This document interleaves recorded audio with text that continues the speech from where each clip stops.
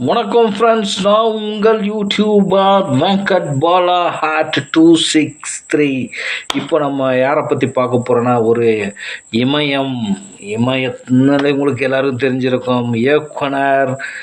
இயக்குனர் மிக சிறந்த இயக்குனர், இயற்கை இயக்குனர் சொல்லலாம். நம்ம வந்து இயக்குனர்னு நார்மலாக சொல்லலாம், இயற்கை இயக்குனர்னு சொல்லலாம். அவரை பார்த்தீங்கன்னா, ஒரு கிராமத்துலேருந்து வந்து சென்னைக்கு வந்து கேமரா ஸ்டார்ட் 1 2 3 இப்படி சொல்லி படங்கள் எடுத்து 16 வயதினிலே ஆரம்பித்து இந்த மாதிரி நிறைய படங்கள் நடிச்சிருக்கார். மண் வாசனை,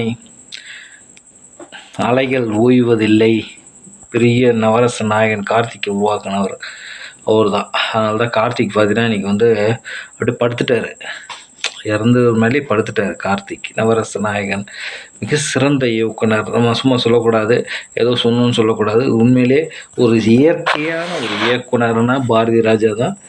என் இனிய தமிழ் மக்களே அப்படின்னு எல்லா படத்துலேயும் அவர் வந்து சொல்கிறத நம்ம பார்த்துருப்போம். அவர் படம் டைட்டில்லையே, ஸ்டார்டிங்லேயே. சரிங்களா? அவர் நடித்த படம் பார்த்திங்கன்னா எதுக்கு இது பார்த்திங்கன்னா, நிறைய இயக்குனர் இசையமைப்பாளர் இளையராஜா ஃபேமிலியாக இருக்கட்டும், கங்கை அமரனாக இருக்கட்டும், அவங்கள எல்லாருமே இன்ட்ரடியூஸ் பண்ணது. வைரமுத்து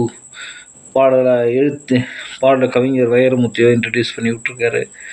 நிறைய நடிகைகள், ராதிகா, இந்த மாதிரி வந்து ஒரு சில மிகப்பெரிய நடிகைகளையும் இயக்கி உள்ளார்.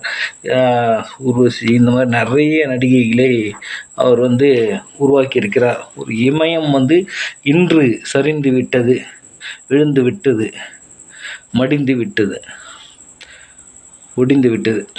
அவர், நான் சொல்கிறேன், நான் அவரை பார்க்கல. பட் இருந்தாலும் வந்து நம்ம அவரை பற்றி நம்ம நிறைய வீடியோஸ் பார்த்ததில் அவரை பற்றி புரிஞ்சுக்கினது என்னென்னா, அவர் வந்து ஒரு இயற்கை மனிதர். அதை பற்றி இப்போ ஒரு இயற்கை மனிதர், வேலையில் ரொம்ப சின்சியரான ஆள், இயக்குனர். சரிங்களா? அப்போ அவர் வந்து எப்பயுமே இளமையாக இருக்கணும்னு தான் நினைப்பார். அவர் மனசை எப்பயுமே இளமையாக தான் வச்சுருப்பார்.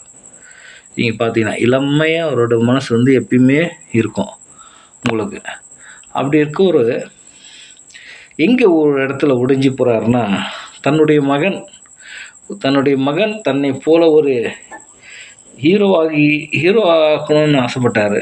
ஆனால் மகனுக்கு வந்து டைரக்டரில் தான் இன்ட்ரெஸ்டாக இருந்திருக்கு.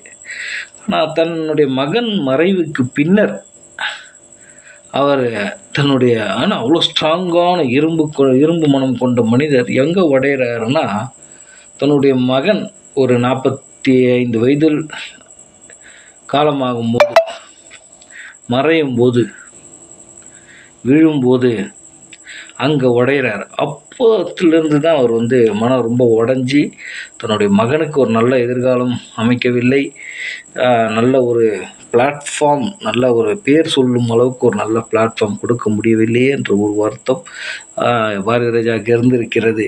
இதை வந்து அவர் வந்து ரொம்பவும் சென்சிட்டிவாக யோசித்து தன்னுடைய உடல்நலம் சரியாக பார்க்காம விட்டுட்டார்.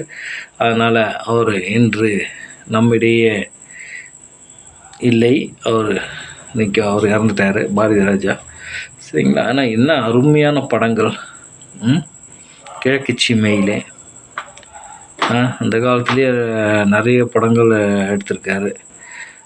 கிழக்கு சீமையிலே நல்ல இயற்கை மனம் கொண்ட உறவுகள், மனித உறவுகளை பற்றி மேம்படுத்துகிற ஒரு படம். பெண்கள் போராட்டம், அவங்கள பற்றிலாம் படம் நிறைய எடுத்திருக்காரு. சரிங்களா? அப்புறமேட்டு பார்த்திங்கன்னா, அவரை பற்றி என்ன சொல்கிறது, மிக சிறந்த டைரக்டர் தமிழ் உலகம் இன்று இழந்து விட்டது. இன்றைக்கி அவரை பார்க்க எல்லாரும் நடிகைகள் எல்லாம் செல்கிறார்கள். அவர் நம்மிடையே இல்லை. அவர் ஆத்மா சாந்தி அடைய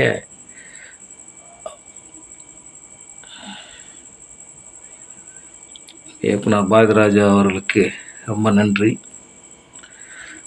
சொல்லிவிட்டு நாம் விடைபெறுகிறோம். நன்றி, வணக்கம்.